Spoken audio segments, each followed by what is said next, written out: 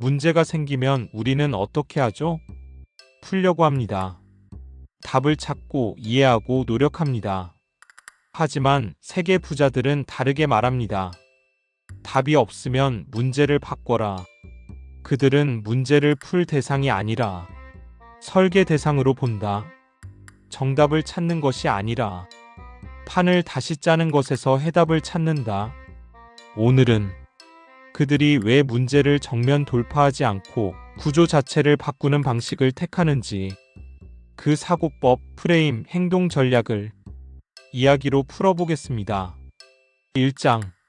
문제를 정면 돌파하지 않는다. 회피가 아니라 리디자인이다. 문제가 생기면 대부분 사람은 이렇게 묻는다. 이걸 어떻게 해결하지? 그런데 빌 게이츠는 다르게 생각한다. 아프리카 말라리아 문제를 접했을 때 그는 치료법이 아니라 모기 자체를 없애는 기술을 고민했다. 치료약 개발보다 모기 개체 수를 줄이는 전략. 방향이 완전히 달랐다. 질문을 바꾸는 순간 답도 달라진다. 이게 바로 부자들이 말하는 문제 리디자인이다. 2장. 문제 해결보다 판짜기를 더 중요하게 생각한다. 일론 머스크가 처음 로켓 발사 비용을 계산했을 때 한 발당 6천만 달러 이상이 나왔다. 그는 고민한다. 왜 이렇게 비쌀까? 많은 전문가들은 부품 가격이 비싸서 그렇다고 했다. 머스크는 질문을 바꾼다. 왜 부품을 우리가 직접 만들 수는 없을까? 그는 로켓의 거의 모든 부품을 직접 설계하고 제조하기 시작했다. 그 결과 스페이스X는 로켓 한 발당 비용을 3분의 1로 줄인다. 문제를 푼 게 아니다. 판을 바꾼 것이다. 3장. 문제를 바꾸는 건 비겁함이 아니라 시야 전환이다. 우리는 어릴 때부터 문제를 끝까지 풀어야 한다고 배운다. 정면 돌파가 미덕이라 믿는다. 하지만 워렌 버핏은 다르게 말한다. 나는 이해 못하는 사업엔 투자하지 않는다. 그는 자신의 원칙 중 하나를 이렇게 말한다. 나는 내 지식의 바운더리를 안다. 복잡하고 이해되지 않는 사업, 아무리 수익성이 좋아도 자신이 모르면 투자하지 않는다. 왜?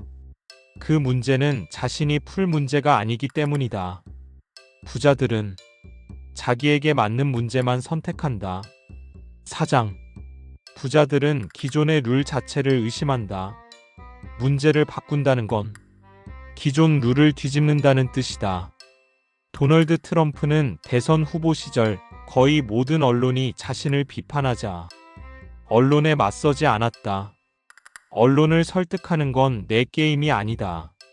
그는 아예 트위터라는 공간에서 직접 발언하기 시작한다. 언론이라는 기존 채널을 벗어나 자신만의 채널을 만든 것. 게임이 나에게 불리하다면 게임 자체를 새로 만들어라. 부자들의 전형적인 전환 방식이다. 5장. 부자들은 기존 해결책을 믿지 않는다. 새 프레임을 만든다. 예를 들어보자. 문제 왜 우리 제품이 안 팔릴까? 부자의 질문 애초에 사람들은 이 제품을 원했을까?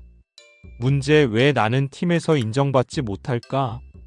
부자의 질문 이 팀이 내가 있어야 할 팀인가? 이렇게 질문이 바뀌는 순간 사람도 전략도 기회도 바뀐다. 그들은 기존 해결책을 고치지 않는다. 프레임 자체를 갈아엎는다. 6장.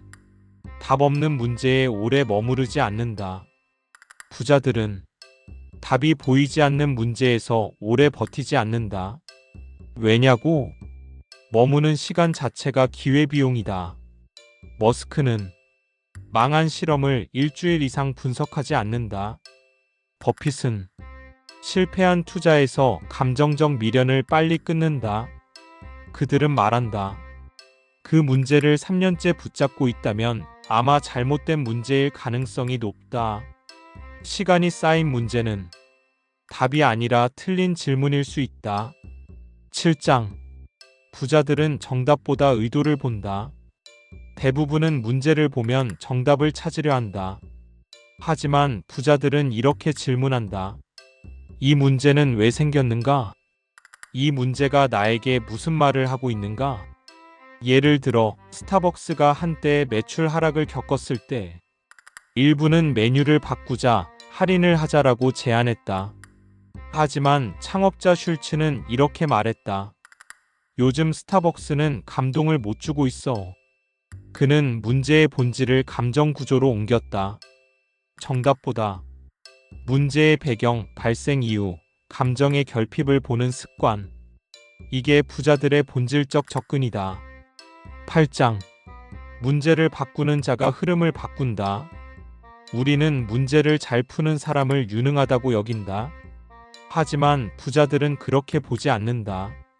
그들은 문제를 잘 푸는 사람은 늘 남이 짠 판 안에서만 움직이는 사람이라고 말한다.